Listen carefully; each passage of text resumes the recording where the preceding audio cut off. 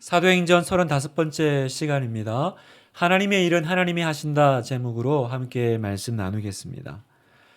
지난주에 바울 일행이 안디옥 교회에서 신약의 첫 선교사로 세워지고 기억나시죠? 배 타고 구브로라고 하는 섬에 들어가서 그 섬의 이제 최고 지도자였죠. 로마 총독이었던 서기오 바울에게, 그 바울과 이름이 똑같았지 않습니까? 서기오 바울에게 이제 복음을 전했던 그 장면을 나누었습니다. 그리고 이제 오늘 본문을 보면 이제 그 바브에서 다시 배를 타고 나와서 버가라고 하는 지역에 이르는데, 성경을 보면 버가 지역에 오래 머물지 않고요. 바로 그 비시디아 안디옥이라는 지역으로 넘어갑니다. 비시디아 안디옥은 안디옥하고는 다른 지역입니다. 안디옥 교회에서 나왔잖아요. 그런데 비시디아 안디옥은 그 해발 1200m 고원지대입니다. 그래서 여기를 가려면 굉장히 지형이 험준하기 때문에 좀 고생을 각오하고 들어가야 될 곳입니다. 그런데 바울 일행은 이 험난한 산길을 올라가서 비시디아 안디옥에 들어갔고 그곳에 처음으로 이제 복음을 전하게 됩니다. 자, 이런 이제 일정인데 오늘 이 일정을 보면서 좀 먼저 살펴볼 중요한 두 가지 사건이 있습니다. 그 사건이 뭐냐면, 첫 번째, 지금까지 사도행전은요, 항상 이 순서가 바나바와 바울 이렇게 설명을 했습니다. 그렇게 소개를 해왔는데 오늘 우리가 읽은 이 13절부터 보면 이제 바울이 주체가 되기 시작합니다. 13절을 읽어보니까 바울과 및 동행하는 사람들이 바보에서 배 타고 밤빌리아에 있는 버가에 이르니, 지금까지는 바나바와 바울인데 순서가 바뀌어요. 그래서 이제 앞으로는 바울과 바나바라고 합니다. 그래서 전도 여행을 이끄는 사람도 바울이고요. 이제 설교를 하게 되면 말씀을 전하는 사람도 바울입니다. 그리고 바나바는 이제 앞에 잘 드러나지 않게 됩니다. 여러분, 바나바가 어떤 사람인가요? 바나바는 사실은 바울보다 예수님 먼저 믿은 믿음의 선배죠. 그리고 또 바울이 그 교회 핍박자로 이렇게 있다가 예수 믿으니까 교회 사람들이 두려워하잖아요. 그때 바울을 다시 이렇게 교회로 또 데리고 온 사람도 바나바고, 또 안디옥 교회에 이렇게 말씀 전하러 갈 때도 다시 데리고 온 사람도 바나바고. 그러니까 바나바는 바울에게 굉장히 이제 믿음의 선배요, 인생의 선배죠. 자기를 이끌어준 사람입니다. 그러니까 연륜으로나 뭐 경험으로나 뭐 인격으로나 보면 사실은 바나바도 굉장히 좋고 훌륭한 리더거든요. 그런데 바나바가 이제 뒤로 빠집니다. 우리가 이걸 보면서 뭐 교회도 똑같네. 더 능력 있는 사람이 나오면 이제 그 사람이 앞에 서고 이제 바나바는 이제 뒤로 어쩔 수 없이 또 물러나는 것일까? 이렇게 잘난 사람 위주로 돌아가는 것일까? 그렇게 여러분 혹시 보이시나요? 여러분, 교회는요, 두 가지 리더십이 있습니다. 뭐 교회뿐만 아니라 어느 공동체든 그렇죠. 어떤 리더십이 있어요? 바울같이 뭔가 좀 열정적이고 앞에서 일을 만들고 또 비전을 던지는 비저너리가 있죠. 비전의 리더십이 있고, 또 바나바와 같이 옆에서 도와주는 협력자의 리더십이 있습니다. 여러분, 이 두 리더십이 모두 필요하죠. 앞장서서 어떤 사람이 앞에 치고 나가고 또 선포하고 또 조직하고 이런 일을 한다고 하면 또 뒤에 보이지 않는 곳에서 일을 마무리하고 정리하고 내조하는 사람이 필요하죠. 다 앞에서 그냥 깃발 들고 흔들면 뒤에는 누가 하겠습니까? 그러니까 앞에서 나가면 리더고 뒤에 따라가면 팔로워가 아니라, 사실은 이쪽에서 이 분야의 리더가 있고 또 이쪽 분야에서도 리더가 있는 것입니다. 이건 여러분 높고 낮음의 문제가 아니잖아요. 하나님께서 주신 각자의 그 은사, 그죠? 기질, 성향에 따라서 하나님께서 그 공동체와 그 교회를 아름답게 세워 나가시기 위해서 허락하신 것뿐입니다. 다시 말해서 우리가 바울과 바나바 또 혹은 이 두 사람의 유형을 보면서 누가 좋고 나쁘냐, 누가 높고 낮으냐, 그 문제가 아니라 받은 은사가 다르구나, 이 사실을 주목해야 된다는 거예요. 역할이 서로 다른 것뿐입니다. 여러분, 우리 교회도 제가 담임 목사고 또 저 밑에 부교육자가 있지만 사실 이름이 붙어서 부지, 목사가 담임이 어디 있고 부가 어디 있습니까? 다 하나님 앞에 부름받은 종이죠. 다만 그 역할이 다른 거죠. 그래서 저의 부족한 거를 우리 교육자들이 또 채우고, 또 교육자들의 부족한 것들을 제가 또 채워 이끌어주고, 그렇게 해서 뭐 하는 거예요? 한 교회를 세워나가는 거죠. 한 공동체를 건강하게 세워나가는 거 아니겠어요? 그러면 어떤 그 조직 안에, 공동체 안에 서로 다른 리더십과 서로 다른 성향이 나타나면 그건 뭐 하라는 거예요? 서로 싸우고 뭔가 이렇게 계급을 정하라는 것이 아니라 상호 보완하라는 하나님의 뜻이라는 거예요. 상호 보완하라는 거예요. 여러분, 한 사람이 모든 건 다 못 가집니다. 한 사람에게 모든 걸 다 주실 리가 없어요, 하나님이. 내가 이걸 잘하면 이건 못하게 되어 있고요. 또 내 못하는 건 또 잘하는 사람이 채워가고, 그렇게 하나님께서 서로 각각 다른 사람들을 만나게 하신 이유는 그 다름을 통해서 온전한 하나를 이루라고 하신 거죠. 그래서 여러분, 우리가 결혼도 그렇잖아요. 결혼을 하면 바로 깨닫는 게 있죠. 와, 왜 이렇게 우리 다르지? 결혼을 하고 바로 깨닫습니다. 뭐 식성부터 해서 뭐 하여튼 취향, 뭐 모든 게 다 다르다라는 거. 제가 뭐 신방을 하고 또 커플들을 만나보면 우리 너무 똑같아요. 이런 커플 정말 없습니다. 대부분이 너무 다 달라요. 너무너무 먹는 것도 취향도 좋아하는 것도 다 다릅니다. 그래서 이혼할 때도 그 가장 많이 나오는 그 이혼 사유가 뭐예요? 성격 차이잖아요. 성격 차이. 다르다라는 거예요. 여러분, 평생을 같이 살아야 되는 부부인데 왜 하나님은 이렇게 다른 사람 만나게 하셨을까요?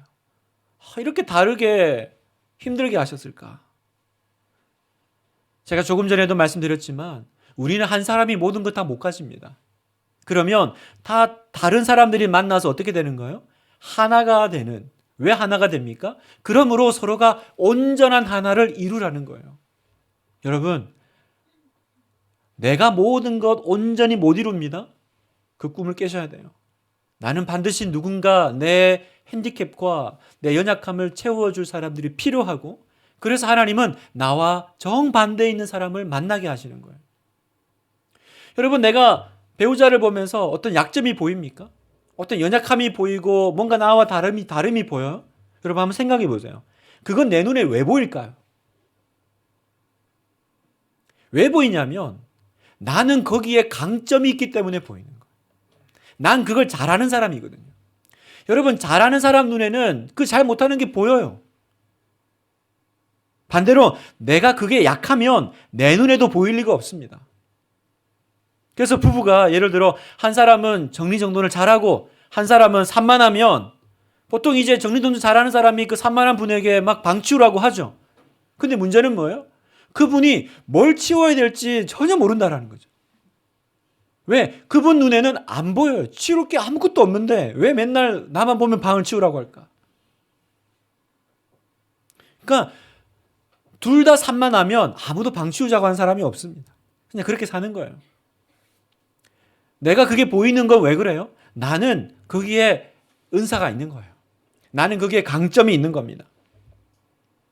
그 가정사역을 하시는 그 하이패밀리라고 그 송기론 목사님이 계십니다. 아주 이렇게 사역을, 부부가 함께 사역을 하거든요. 잘 하시는데 이 부부가 원래 목회하시다가 가정사역을 시작하신 계기가 있어요. 이 부부가 이렇게 보니까 너무 달라도 다른 거예요. 흔히 말하는 치약 짜는 순서부터 해서 정리정돈 뭐 다 다른 거예요. 보니까 목사님은 되게 좀 깔끔한 스타일이시고 사모님은 되게 자유로운 영혼이신 거예요. 한 번은 이제 목사님이 왔는데 집이 너무 정리가 안 돼 있는 거예요. 이분이 이제 뚜껑이 열리셨어요. 폭발해가지고 이제 사모님한테 막 얘기하는데 또 본인이 목사니까 잘하는 걸로 했겠죠. 성경을 들고 왔어요. 들고 와서 제 얘기가 아닙니다, 여러분. 이런 반응. 성경을 들고 와서 그 예수님이 십자가에 돌아가시고 그 무덤에서 부활하신 그 장면을 피고 이랬대요. 당신, 예수님이 무덤에서 부활하실 때 세마포옷을 어떻게 하셨어? 다 개어놓고 나오셨잖아. 그 바쁜 와중에도 그 세마포스를 개어놓고 나왔다는 게 무슨 말이야? 사람은 정리정돈하고 살아야 된다.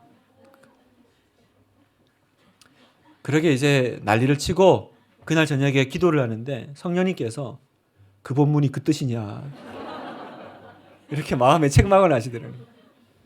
그 본문이 그런 메시지였어? 나도 몰랐네. 그래서 이 목사님이 너무 이제 창피하고 미안해가지고 이제 그 뒤로 내 아내가 약하면 내가 그 약점을 그냥 채워야겠다. 그래서 이 사모님이 뭐 예를 들면 이런데요. 화장품을 쓰고 뚜껑을 안 닫는 거예요. 열어놓고 딴 거 쓰고 딴 거 쓰고 그러면 이제 그전에는 막 잔소리를 했는데 이제 목사님이 옆에 서가지고 뚜껑 닫을까? 닫고 다 썼어? 닫을까?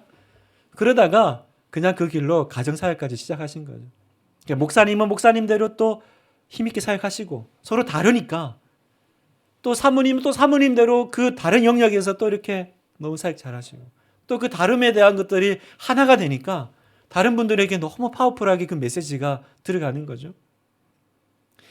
우리 사랑하는 우리 하나님의 성도 여러분, 다르다라는 건 그걸 서로 비난하라는 것이 아니라 서로 보완하라는 뜻입니다.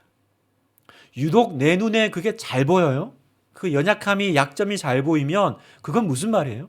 나는 그걸 잘하는 사람이라는 거예요. 나는 그게 강점이 있다라는 거예요. 그럼 어떻게 해야 됩니까? 당신이 그 약점을 채우라는 거죠.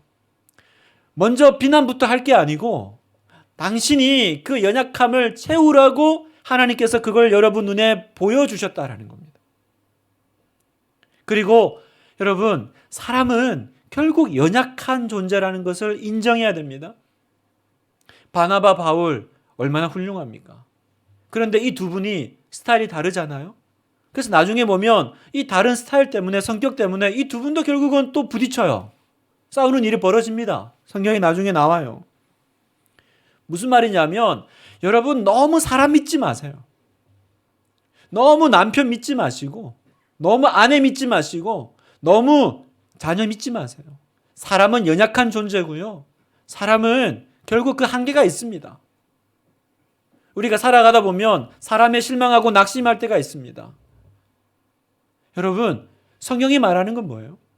그 사람을 믿는 것이 아니라 그 남편을 믿는 것이 아니라 그 남편을 붙잡고 계시고 그 아내를 사랑하시는 하나님을 믿어드리는 거예요. 내가 사람에게 실망하지 않을 수 있는 비결은 여기 있습니다. 자녀 툭 하면 우리의 마음에 낙심을 줄 겁니다. 절망하게 할 겁니다. 그때마다 아빠는 널 믿는다. 엄마는 널 믿는다. 그렇게 말할 필요가 없어요. 뭘 믿어야 됩니까? 그 아이를 믿는 것이 아니라 이 아이를 붙잡고 계시고 이 아이를 사랑하고 계시고 이 아이를 창조하신 하나님을 믿어드리는 거죠. 하나님을 믿는 거예요. 사람은 답 없습니다, 여러분. 사람 답 없습니다. 하나님이 답이 있습니다. 그러니까 우리가 성경을 읽을 때도요, 자칫하면 성경에 나와 있는 뭐 바울, 뭐 다윗, 아브라함 너무 훌륭해가지고 그 사람에게 집중할 때가 있어요. 성경이 그런 사람들을 우리에게 소개하는 이유는 봐, 얼마나 훌륭한 사람들이냐, 그걸 우리에게 알려주시는 것이 아니라 그런 사람들도 위대하게 쓰시는 위대하신 하나님을 바라보라는 거예요. 하나님을 바라보는 거예요. 안 그러면요, 성경이 자칫하면 인간 중심으로 흐릅니다. 그리고 그 상대적으로 그에 반해서 연약한 나를 보면서 항상 낙담하게 됩니다. 하나님의 열심히, 하나님은 하나님의 일을 하십니다. 우리의 연약함과 우리의 다름과 우리의 한계에도 불구하고 하나님은 당신의 일을 하세요. 그래서 바울이 위대한 삶을 살았죠. 그러나 그건 바울이 위대해서가 아니라 바울의 하나님이 위대한 삶을 살게 하신 줄 믿습니다. 바울이 위대한 게 아닙니다, 여러분.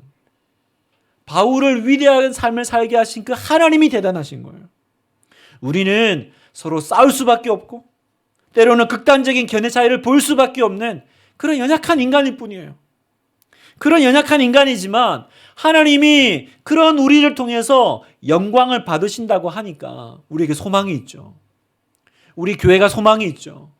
저는 우리 교회가 훌륭한 사람들이 모여있는 공동체가 아니라 위대하신 하나님을 믿는 공동체가 되기를 축복합니다. 하나님이 위대하신 거예요. 하나님이 위대하신 거예요. 하나님이 그런 우리를 통해서 오늘도 하나님의 일을 해나가신다는 걸 믿고 또다시 힘을 내고 다시 무릎을 일으키시는 여러분 되시기를 축복합니다. 그리고 서로 다름을 통해서 내가 그 사람의 연약함을, 그 약점을 나보고 보완하라고 하시는 거구나. 그걸 통해서 온전한 하나가 되게 하시는구나. 달라야 삽니다, 여러분. 달라야 온전함을 이룰 수 있습니다. 이게 첫 번째 사건이고요. 두 번째 굉장히 또 중요한 사건이 등장하는데 그게 뭐냐면 마가 요한의 중도 하차 이야기입니다. 그 안디옥 교회에서 이제 선교 여행을 떠날 때 바나바와 바울이 떠나는데 그때 보면 두 사람만 떠나는 게 아니고 한 사람이 더 선발됩니다. 바로 마가 요한이 수행원으로 함께 이제 합류하게 돼요. 그런데 그 버가에서 마가 요한이 예루살렘으로 돌아가 버려요. 13절을 다시 보면 바울과 및 동행하는 사람들이 바보에서 배 타고 밤빌리아에 있는 버가 이르니 요한은 그들에게서 떠나 예루살렘으로 돌아가고, 이게 뭔가 이렇게 지시를 받고 혹은 뭐 할 일을 처리하기 위해서 간 게 아니고요. 지금 전도 여행 갔다가 중도 하차한 거예요. 중간에 포기해서 다시 예루살렘 교회로 돌아가 버린 거죠. 도대체 이 버가 지역에서 무슨 일이 있었던 걸까? 성경에 자세히 나오지는 않습니다. 그래서 학자들이 여러 가지로 추측을 좀 했어요. 첫 번째가 왜 돌아갔을까? 마가에게 무슨 일이 있었을까? 이 마가 요한은요, 부잣집 아들입니다. 그래서 우리가 그 잘 아는 그 사도행전 1장에 그 마가 다락방 있죠? 120명이 들어갈 만큼 큰 다락방. 그 집이 마가 집이거든요. 그 다락방을 가지고 있는 집이 마가 집입니다. 그러니까 마가는 부잣집의 부유한 자제인 거죠. 그러니까 아마 어릴 때부터 큰 고생 없이 살았을 겁니다. 그랬던 사람이 예루살렘에서 편하게 자란 마가가 선교 여행을 멋모르고 따라온 거예요. 따라와서 보니까 이 버가에서부터 보니 이제 이게 예산 일이 아니거든요. 그래서 이게 되게 고생스러운 거구나. 그걸 깨닫고 난 더는 못 가겠습니다. 그래서 돌아갔다라는 설입니다. 뭐 일리가 있죠. 두 번째는 뭐냐면 이제 따라 나왔는데 바울이 계속 이방인들에게 전도하는 거예요. 근데 마가는 유대인이거든요. 이게 되게 좀 불편했다라는 거예요. 이제 그런 설입니다. 거기다가 또 하나가 뭐냐면 사실은 바나바가 마가의 삼촌이에요. 그 친인척 관계로 보면 마가 삼촌이거든요. 조카죠. 이제 바나바가 리더인 줄 알고 따라왔는데 어느 순간 보니까 바울이 대장 노릇을 하기 시작하는 거예요. 그게 기분 나빠서 돌아갔다는 얘기가 있습니다. 마음에 안 들어. 우리 삼촌이 리더인 줄 알았는데 또 바뀐 거죠. 이게 이제 두 번째 설이고, 세 번째가 이제 가장 유력한 이야기인데 무슨 말이냐면 바울이 이쯤에 많이 아팠다라는 거예요. 나중에 이제 그 바울이 그 갈라디아 그 지방에 편지를 써요. 그 편지가 이제 갈라디아서라는 성경인데 그 갈라디아서 4장 13절에 보면 이런 문장이 나와요. 내가 처음에 육체의 약함으로 말미암아 너희에게 복음을 전한 것을 너희가 아는 바라. 뭔가 지금 바울이 되게 아팠다라는 거예요. 육체의 약함으로 말미암아. 이 갈라디아 지방이 어디냐 하면 바로 이 버가 지역과 이 해안 지역입니다. 그러니까 이 말씀에 근거해 볼 때 바울 일행이 이제 버가 지역에 도착했는데 그때 바울에게 지금 몸에 어떤 이상이 생긴 것 같아요. 아마 그 해안 지대의 어떤 그 특유의 습기 또 어떤 기후, 풍토 이런 것 때문에 바울이 좀 심각하게 아팠고 그래서 빨리 그 지역을 벗어나기 위해서 산을 넘어서 아까 얘기했던 비시디아 안디옥으로 이제 넘어가게 된 거죠. 그러니까 여기 고산 지역이니까 이제 그 산을 넘어가야 되는데 그 길이 이제 험난한 겁니다. 그러니까 마가 입장에서는 길도 험한데 병자까지 데리고 산맥을 넘어가야 되는 그 현실이 되게 버거웠을 거라는 거죠. 그래서 그냥 좀 적당한 구실을 찾아가지고 그냥 다시 예루살렘으로 돌아갔다라고 봅니다. 이제 세 번째 이 설이 가장 좀 유력한 이야기인데 사도 바울은 이게 얼마나 서운했는지 두고두고 이 일을 잊지 않아요. 그렇죠. 선교팀에 합류해서 나왔는데 그러면 뭐 어려움도 고난도 함께 통과하자 그러고 시작을 했는데 가장 어려울 때 특히나 내가 아플 때 나를 떠나서 돌아가 버리는 그 마가가 되게 마음에 이렇게 서운하고 그 사도 바울의 마음에 이제 상심이 좀 컸던 것 같아요. 그래서 나중에 이제 바울이 총 이제 4번의 여행을 하거든요. 1차, 3차에서 4차까지 선교 여행을 떠났는데 1차를 끝내고 돌아와서 2차를 다시 떠날 때 바나바가 자기 조카 마가를 다시 부르자 그래요. 그때 바울이 심하게 반대합니다. 그때 우리 떠난 사람 왜 부르냐? 그래서 그것 때문에 바나바와 싸운 거예요. 그리고는 바나바와 헤어집니다. 원인이 뭐예요? 마가 요한 때문이에요. 여러분, 이 사건이 우리에게 주는 교훈이 뭘까요? 이 마가 요한이 참 사람이 못됐네. 참 부족하네. 여러분, 만약 우리가 그냥 그렇게 이 한 사람을 책망할 수는 없어요. 왜냐하면 당시 마가는 아직 젊은 그리스도인입니다. 그리고 경험이 부족한, 미숙한 성도였죠. 그럴 수 있는 거예요. 충분히 그럴 수 있는 거예요. 왜 그렇게 그럼 출발을 하지 말지. 왜 나왔다가 중간에 돌아가냐.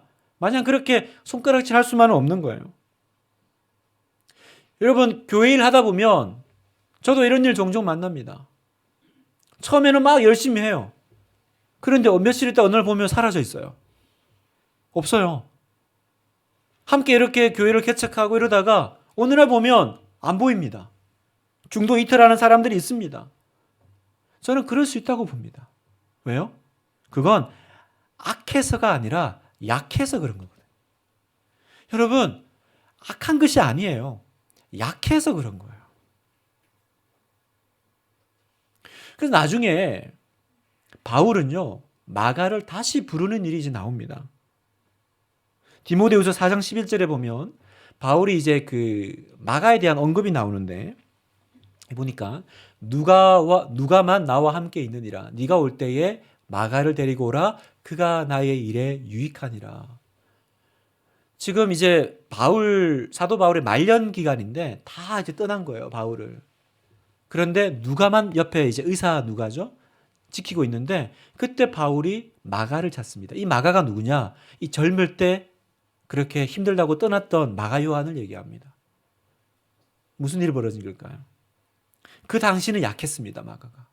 어릴 때는 미숙했습니다. 그러나 그런 실수를 통해서 마가는 신앙이 성숙하고 성장했던 거죠. 그래서 그때는 떠났지만 오히려 바울이 더 힘들 때 그 노년의 그 사도 바울 곁에 마지막까지 힘이 되어주고 동역했던 사람이 바로 마가 요한이라는 거예요.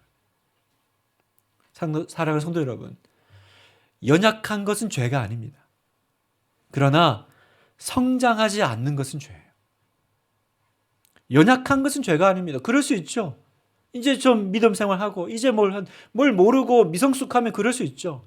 그러나 여러분, 언제나 그 연약함에 머물러 있으면 안 된다라는 거예요. 어떤 분들은 연약함이 죄가 아니라 그러니까 연약함을 자랑하시는 분들이 있어요. 내가 연약해서 그렇다고. 연약해서. 왜 나를 안 받아줘? 받아줘야죠. 그러나 그걸 자랑할 이유는 없어요. 바울도 거칠었습니다. 마음에 안 들면 그 사람 싫어? 그때 우리 떠난 사람 왜 불러? 막 그렇게 내쳤습니다. 마가는요, 어리숙했고요, 미숙하고 어렸습니다. 그러나 두 사람 다 거기 머무르지 않아요. 다시 성장하고 성숙하고 나중에는 다시 불러서 화해하고 동역합니다. 성도 여러분, 교회 일을 하다 보면, 살다 보면 갈등이 생길 수 있어요.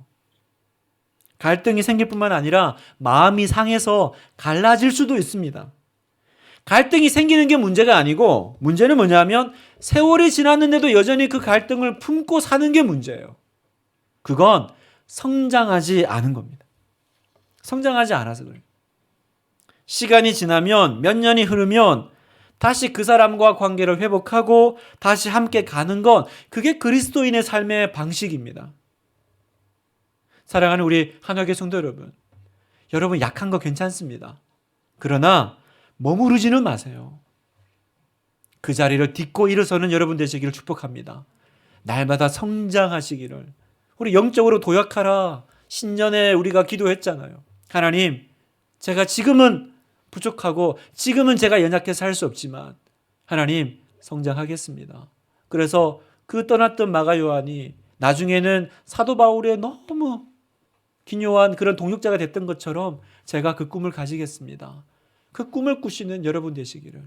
저는 그런 여러분을 기다리고 있습니다. 그런 얘기가 있더라고요.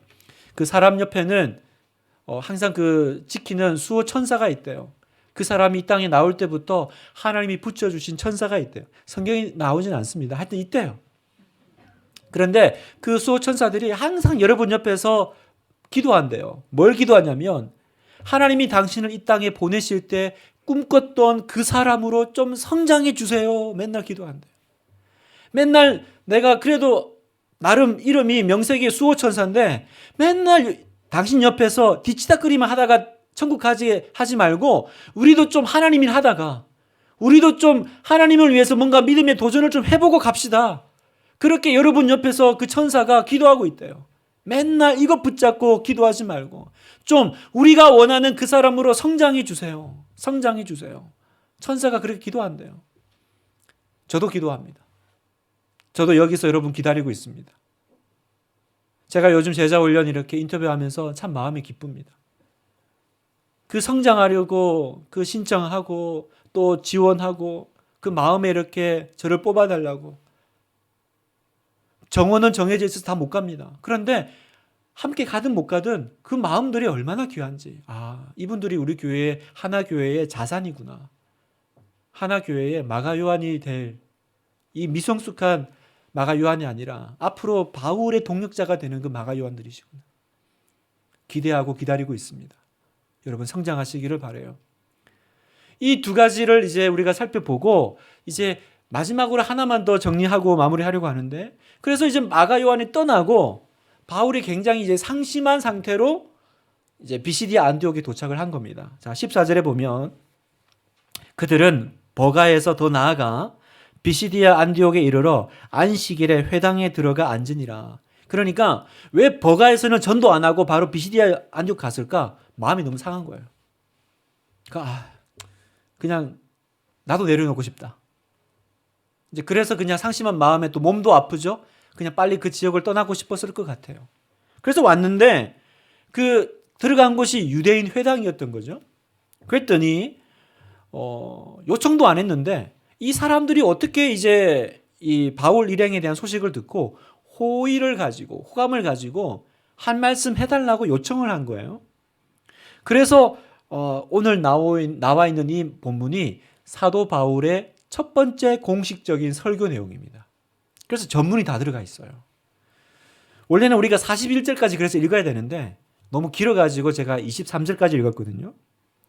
전문이 들어가 있습니다. 여러분 성경의 사도행전에 보면 설교의 그 긴 내용이 전문이 들어가 있는 설교문들이 몇 개 있어요. 일명 사도행전의 3대 설교입니다. 어떤 게 있냐면 사도행전 2장의 첫 번째 베드로 설교입니다. 이 설교 듣고 3,000명, 5,000명이 이제 전도받죠. 회개하고. 두 번째 설교가 누구 설교냐면 사도행전 7장의 스데반 집사님 설교입니다. 그런데 이 설교는요. 그 설교 듣고 아무도 회개 안 해요. 오히려 설교했던 스데반 집사님이 돌 맞아 죽죠. 그 설교할 때 듣고 서 있었던 사람 중에 한 명이 사도 바울이에요. 그때 사도 바울도 회개 안 했습니다. 오히려 그 설교 듣고 예수 믿는 사람 잡아 죽이러 떠났죠. 그리고 이제 세 번째 설교가 이 바울의 설교인데 이 바울의 설교에 특이한 점이 하나 있어요. 뭐냐면 가만히 보면 여러분 집에 가서 한번 찬찬히 비교해 보세요. 스데반 집사님이 했던 설교하고 똑같습니다. 구조와 내용이 거의 비슷해요. 그럼 생각해 보세요. 자기도 은혜 못 받았고 자기도 변화시키지 못했던 설교를 왜 따라할까요? 왜 바울은 따라했을까요? 여러분 스데반 집사님 설교와 사도 바울의 오늘 설교를 보면 또 한 가지 특징이 있어요. 그 특징이 뭐냐면 여러분 또 집에 가서 한번 읽어보세요. 설교가 엄청 딱딱해요. 그러니까 여기 보면 어떤 위로의 메시지도 없습니다. 오로지 뭐만 나오냐? 역사적인 이야기만 나옵니다. 그러니까 바울은 예수 그리스도가 이 땅에 오시는 과정을 구약에서부터 사실에 근거해서 이렇게 설명해 나갈 뿐입니다. 자, 23절에 보면 하나님이 약속하신 대로 이 사람의 후손에서 이스라엘을 위하여 구주를 세우셨으니 곧 예수라. 약속하신 대로라고 하는 거 보니까 이제 구약의 앞에 이제 뭐 다윗 얘기 나오죠. 그게 뭐냐면 예수님은 하나님이 구약에 예언하셨고 그 예언대로 예수님이 오셨고 이제 신약에서는 예수님이 이런 일을 하셨다. 그냥 덤덤하게 사실에 근거해서 설명합니다. 성도 여러분, 이게 무슨 말이냐면 잘 들어보세요. 진리는 사실에 근거해야 된다는 거예요. 어떤 분들은요, 성경을 있는 그대로 안 믿습니다. 그런 분들이 있어요. 어디는 그런 교회도 있더라고요. 왜냐하면 성경에 보면 상식적으로 이성적으로 받아들이기 좀 힘든 내용들이 나오죠. 뭐 기적이나 뭐 동정녀에서 태어났다 그러고. 그래서 그분들은 성경을 어떻게 봤냐? 그냥 좋은 의미만 가지자. 그걸 있는 그대로 다 믿지는 말고 그러나 좋은 뜻은 있으니까. 예를 들어 이런 거죠. 뭐 물고기 2마리 떡 5개로 5,000명 먹이잖아요. 안 믿어지는 거예요. 그래서 그걸 실제로 그렇다라는 게 아니라 그냥 그 한 소년이 그 자기도 먹고 싶었을 텐데 다른 사람을 위해서 자기 도시락을 끄집어낸 거 아니냐. 그 헌신, 그 메시지만 받으면 된다는 거예요. 예수님이 십자가에서 실제로 죽고 또 죽음에서 부활하셨다. 와, 이거를 믿으라고? 이거는 좀 믿기는 어렵고 대신에 예수님이 다른 사람을 위해서 십자가 죽은 거잖아요. 그 헌신하는 마음. 자기를 살신성인하는 그건 배우자. 이렇게 성경을 받는 거예요. 그러면 얼마나 좀 있어 보이냐 기독교가. 그리고 세상에 얘기할 때도 좀 덜 민망하잖아. 막 이렇게 막 무리를 걷고 이런 것들 부담스럽거든요. 그래서 그런 거 다 빼고 좋은 의미만 받자라는 거예요. 여러분 그렇습니까? 여러분 이렇게 하면 어떤 일이 벌어지는 줄 아세요? 이런 역사도 아니고 사실도 아니지만 좋은 의미만 가져오잖아요. 그러면 위로는 될 거예요. 힘은 될 거예요. 근데 문제는 뭐냐? 내 영혼을 구원하는 힘은 없어요. 여러분 거짓말 듣고 영혼이 구원받을 수는 없어요.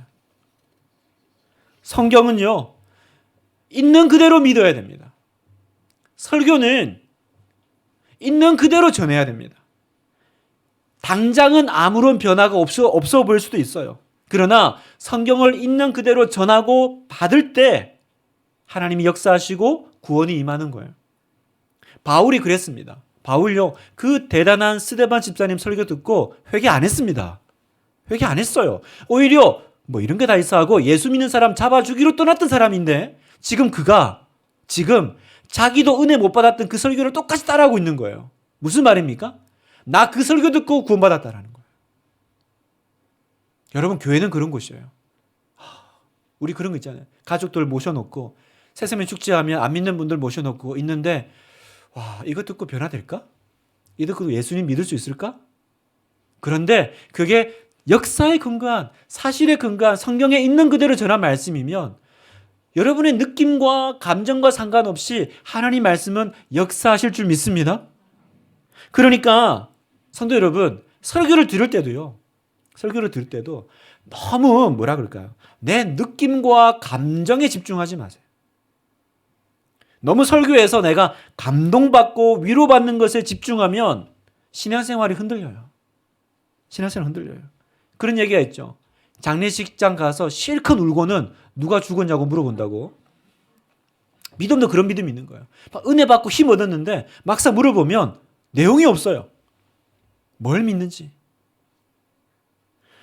제가 여러 번 얘기하지만 우리의 믿음은 미신도 맹신도 광신도 아닙니다. 우리는 확신의 믿음이에요. 확신의 믿음은 뭡니까? 사실에 근거한 믿음이어야 된다는 사실에 근거한 믿음.